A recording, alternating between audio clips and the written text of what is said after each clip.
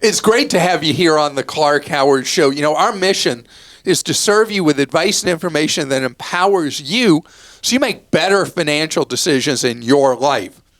And one way that Team Clark is here to serve you is with our websites, clark.com and clarkdeals.com. I hope you'll check them out. And also, hey, how'd you like something free that's actually incredible? Our free newsletters. You can sign up for it, clark.com/newsletters. In today's episode, I want to talk about some trends. One that's not your friend, the other that can be going on with retirement accounts. And then later, to call it an obsession is accurate.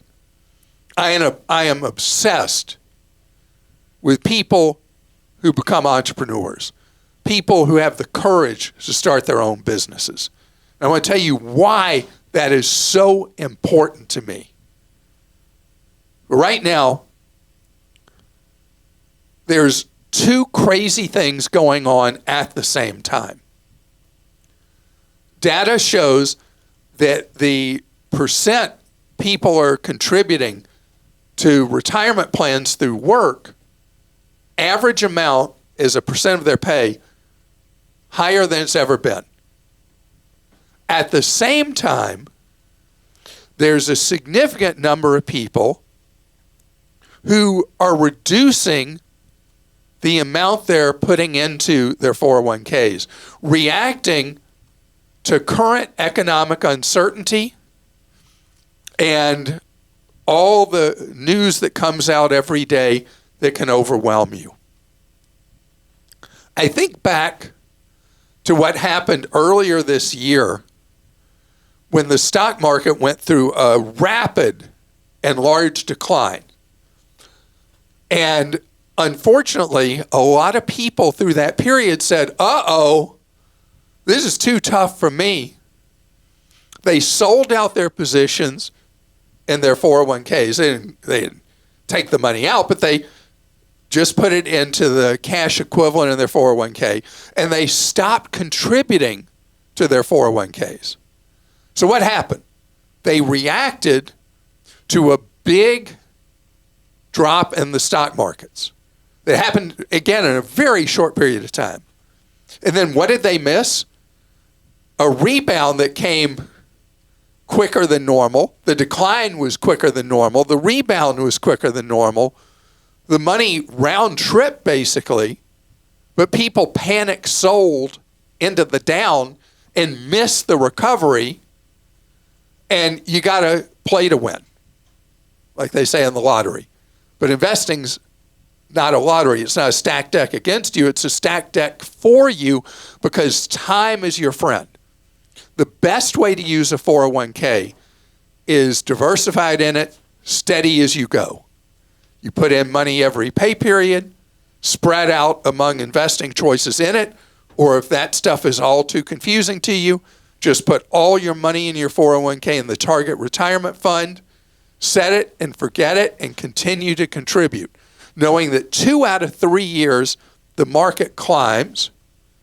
There will be like earth-shattering declines from time to time. There will be bear markets, which is where the market declines by 20% or more. And very, very rarely, there will be catastrophic drops in the market that take years to recover for a static investor. Static investor is somebody who's got money in and they just sit there with it. They don't add anything to it.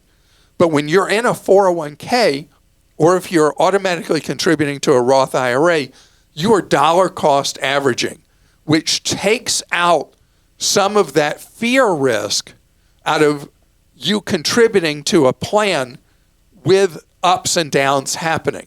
Because let's say the market goes through a big decline and it takes a while for it to recover, but you're continuing to contribute each and every pay period. You then, during the time that things are bad, are buying the shares in the target retirement fund or whatever you're doing on sale. You're buying more shares with the same money, which means when the market ultimately recovers, you have continued to put money in at lower prices, and you benefit fully from the recovery. Steady as you go, core and key. Now, I said there was one other thing that was potentially good or bad. Federal law now allows, when you approach retirement, if your employer plan provides the option of converting some or all of your 401k money into an annuity. Now, you know I've said annuities are cuss words. The reason is that a lot of annuities are trash.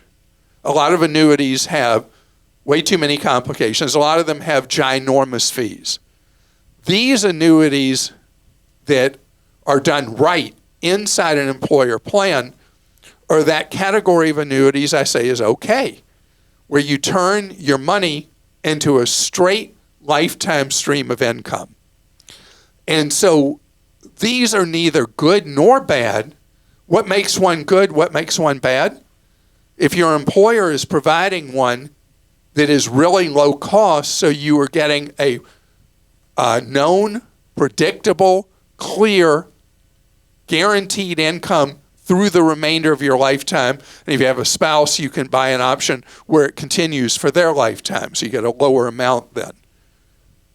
When it's clear, simple, low cost, commission free, that's when these 401k plan options of annuitizing your money, like making it like an additional Social Security type check, good idea. But these are not something that automatically is good or bad, because the insurance industry has a way of getting its nose under the tent and messing up what could be a good thing and making it a bad thing. All right, I have some investing questions for you. This one came in from Andrew in Iowa.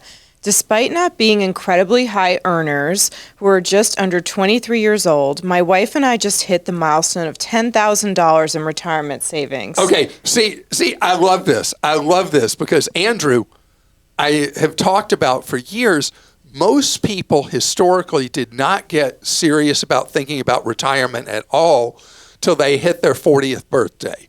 It was like a milestone of hitting middle age that people would say, wow, I got to think about the future. You are part of a generation that thinks completely differently than people have in the past. And it's wonderful that you're not even 23 yet, and you've already saved $10,000 towards retirement. And that time of having done it so young makes the power of that $10,000 so much greater down the road. And sorry I interrupted, Christa. It's okay. I know you get very excited. So. I do about people doing it. I started, I've not mentioned, I started my first IRA when I was 19. That's amazing. And that, I bet you back then, that was a super rarity that someone would think to do that. Yeah, people thought it was a terrorist group in Ireland at that time. Okay, so Andrew says that they have that $10,000 milestone and 70% of those funds are Roth. However, since I do more of the financial work in our marriage, I only just recently realized that all of these funds are in my name. My job offers a 401k while hers doesn't, and I opened up our Roth IRA. I asked if she'd like to open up one of her own, and we'll focus on contributions there, and she wasn't incredibly interested. If we do continue with all these savings in my name, would there be any issues? She's the sole primary beneficiary, and I thought spouses just continue those accounts as normal if inherited. Do I have any reason to convince her to start putting money under her name, or would it be fine to just continue contributions as we have been? Okay, so first of all, I'm so glad that the two of you are having these discussions in your early 20s. Second, that you've saved what you have already. Third, one change I'd make right away. You say you don't earn a lot of money. You need to switch to 100% Roth, no traditional. And yes, she needs her own money in her own name. Over the course of a lifetime, over the next 40, 50 years, you have no idea what happens with each of you. You each need to have money in your own name.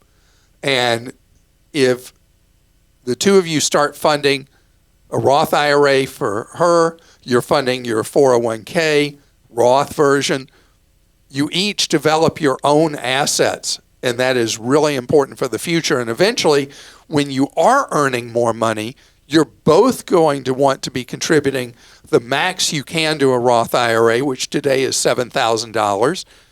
Down the road, when you're making a lot more money, and right now you roll your eyes when I say, yeah, contribute the max, that may become routine for both of you as your earnings rise. And that's why you want money in each of your names. All those reasons. New investor in North Carolina says, I'm 43 and ready to start adulting and getting my finances in order. But See, there's that age I talked about, typical age. I'm not sure where to start. Do I need a financial plan from a CFP? I know these can cost thousands of dollars, but are they worth it? I have a lot of questions about what funds to start, retirement, term life, education, HSA, etc.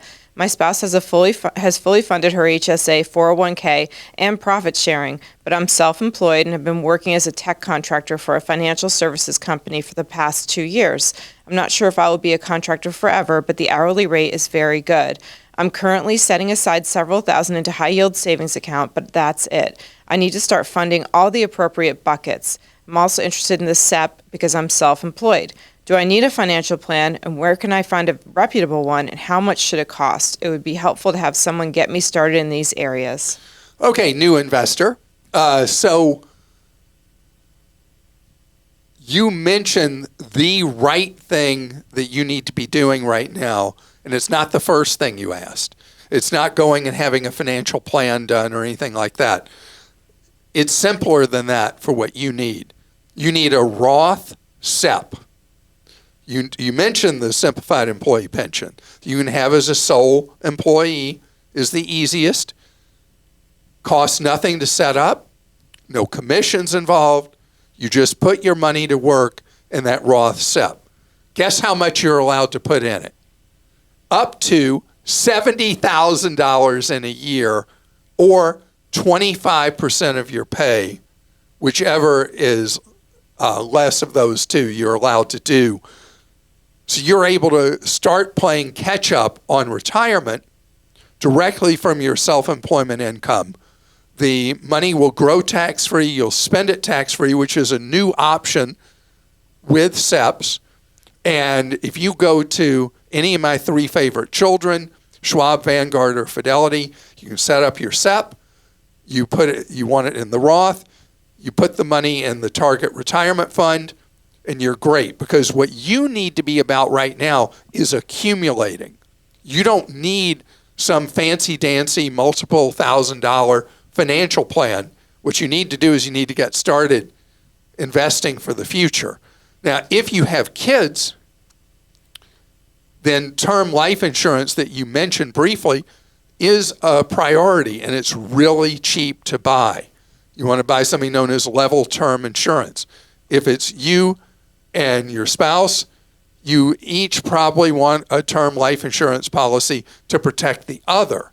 But if you have kids, you have a higher priority to make sure you have term life insurance to protect them into adulthood. Term life insurance is simply death coverage. It only pays if you die. It's simple to buy, very, very cheap. We have a guide how to buy it at clark.com. And Joe in Georgia says, my wife and I are considering this company. Oh, you name them. Moomoo, which is offering an 8.1% APY on a savings account. We've never heard of this company, but they say they're FDIC insured. I'm confident about its safety, but my wife has her reservations. Could you shed some light on the safety of such high-yield savings accounts to help help us make a more informed decision? It would make my wife so much happier knowing our money is safe, and you know what they say, happy wife, happy life. Well, let me tell you about Moomoo. Moomoo is a very, very small competitor of Robinhood. Same kind of idea, Robinhood. It's an app-based investment platform. And so to stand out from the crowd, they're doing a thing where if you put money in through Moomoo into a savings account that they route to an FDIC insured bank, for 90 days, you get the 8% interest. So it's just a teaser, just to gain attention, just to attract your money into their platform. It's not really an 8% savings account. So, it is 8% for 90 days, but then there's all kinds of limitations on it and all that.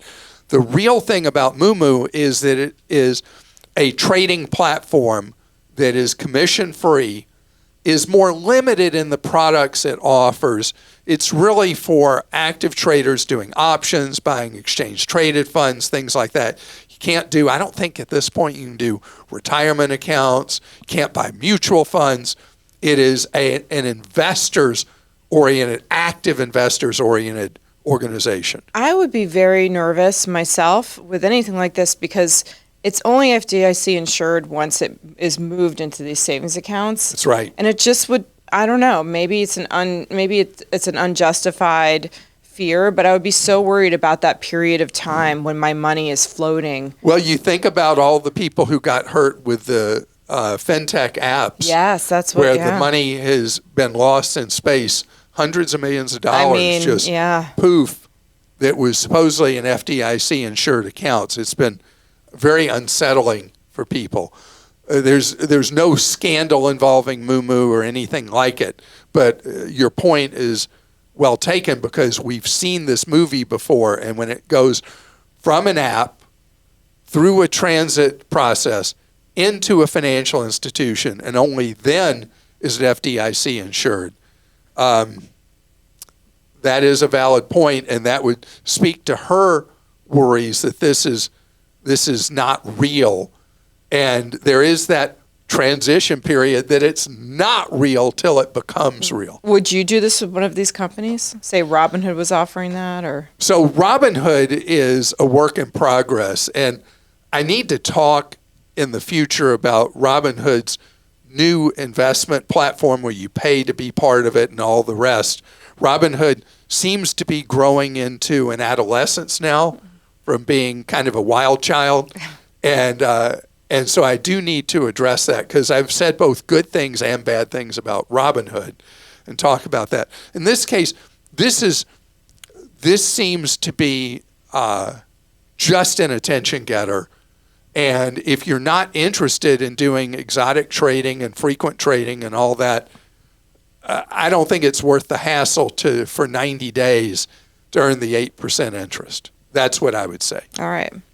So coming up ahead, we're going to talk about something that is so true to my core, so much a part of my beliefs, and it's how this country succeeds because of small business owners and entrepreneurs and what role you can play in that.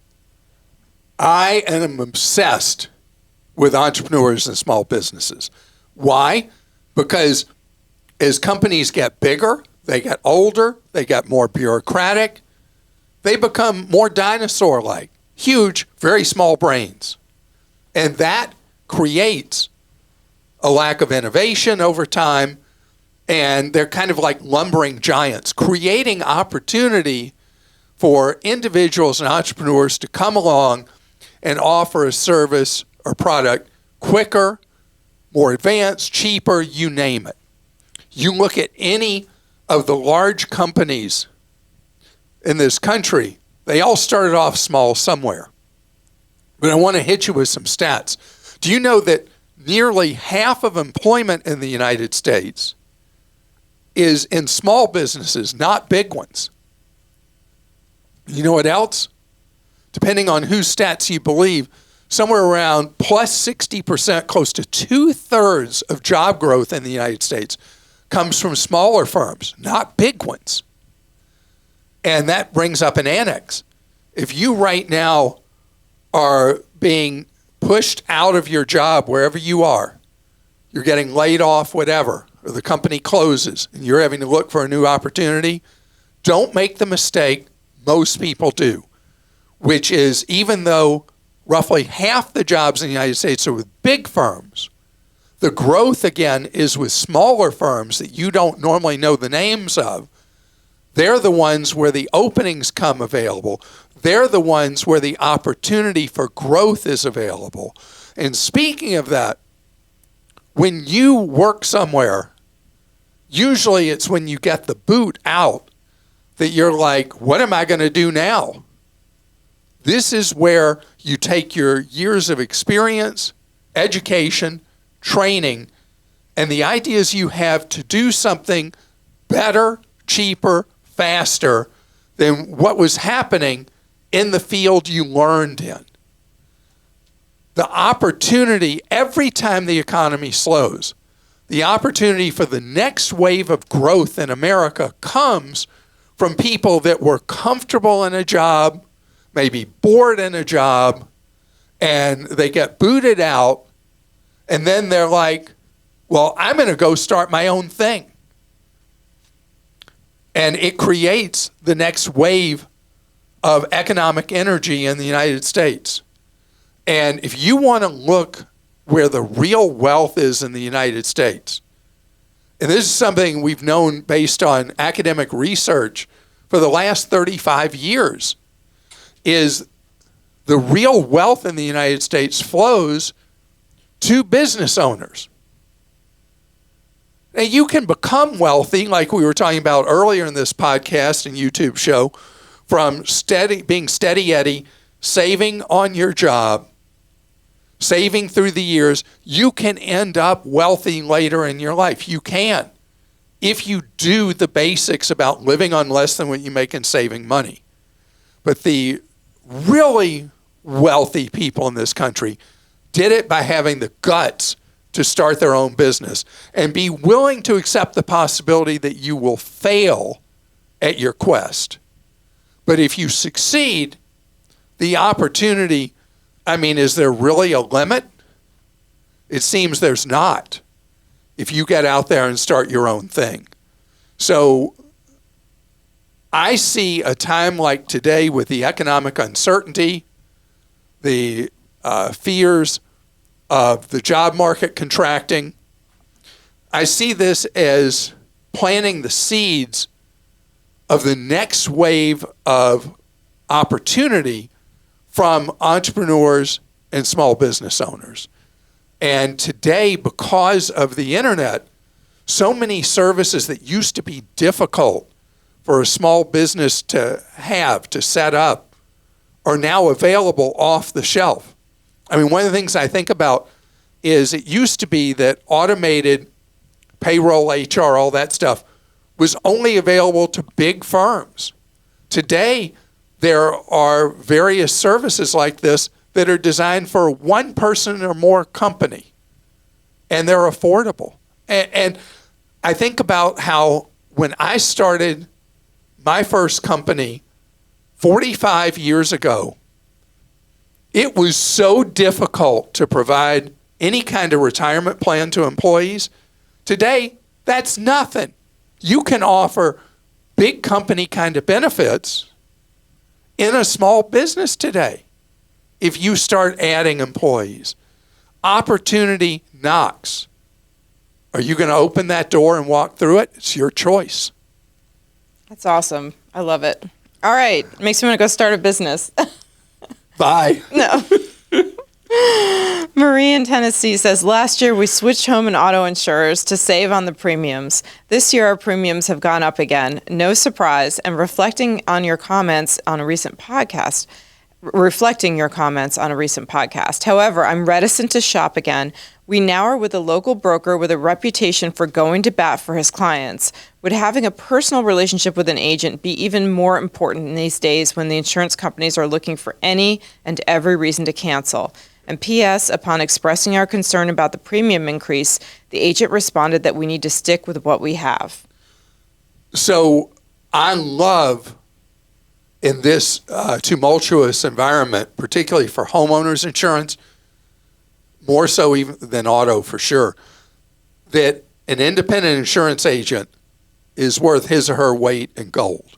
And gold's pretty valuable right now. So they understand the market. They live it every day. And again, they need to be an independent agent. A captive agent's not the same. A captive agent is what most of the agents out there are. They work for only one insurance company. An independent agent works for you and can write insurance from many different companies. I think they're extremely valuable and useful right now. And if your agent, who's an experienced agent, tells you, let's stick with where you are for right now. Trust that. The premium increases are going to moderate, but they've been bad ugly over the last many years. We're going to have one more upcycle with auto insurance premiums because of the increased cost of auto parts from tariffs. But the trend moving forward is going to be moderation in those premium increases, at least for auto. And if you really want to check it out, you could always call a couple of companies and see what they quote you. You could, but once you go, if you trust this individual, follow their advice. If you get huge premium increases at your next renewal, and they're like, manana, keep going with what you got, that's when you should follow Christa's advice and do some independent shopping on your own. This is from Mike in Florida. Back in 2023, I received a ticket for driving my rental car in Siena, Italy. Siena is a cool town. What a great town. I love it. Yeah, I've been there too. The rental car agency mailed the tickets to me and I did not pay. Now, a California collection agency has just sent me a collection notice. How should I deal with this collection? What did Clark do? Okay, first of all, you will not have your credit ruined by this. We've been through this before. We did research, and these collection agency efforts cannot lead to a mark on your credit.